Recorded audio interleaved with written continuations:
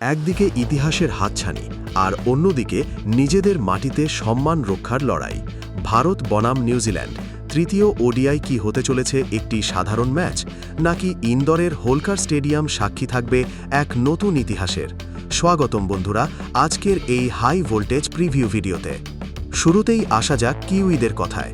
Black ক্যাপসরা এবার যেন এক অন্য মেজাজে। তাদের সামনে এখন সুবর্ণ সুযোগ ভারতের মাটিতে একটি বিরল এবং ঐতিহাসিক সিরিজ জয় নিশ্চিত করার। বিগত ম্যাচগুলোতে তাদের স্পিন অ্যাটাক এবং মিডল অর্ডারের দৃঢ়তা বুঝিয়ে দিয়েছে তারা এখানে শুধু বেড়াতে আসেনি, জিততে এসেছে।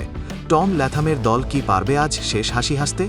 কিন্তু সাবধান, প্রতিপক্ষ যখন ভারত আর ভেন্যু যখন তাদের নিজেদের ডেরা, তখন লড়াইটা একপেশে ভাবা বোকামি।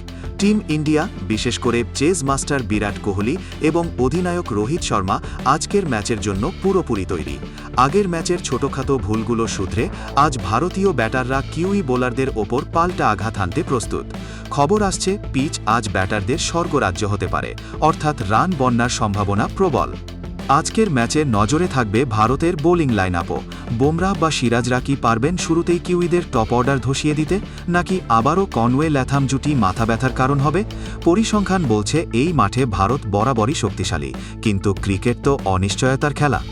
বন্ধুরা, আপনাদের কি মনে হয়, নিউজিল্যান্ড কি আজ ইতিহাস গড়বে, নাকি বিরাট কোহলির ব্যাটে জ্বলে উঠবে ভারত এবং সিরিজ নিজেদের পকেটে পড়বে?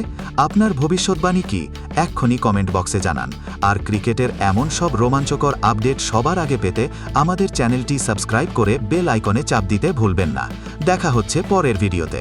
ধন্যবাদ।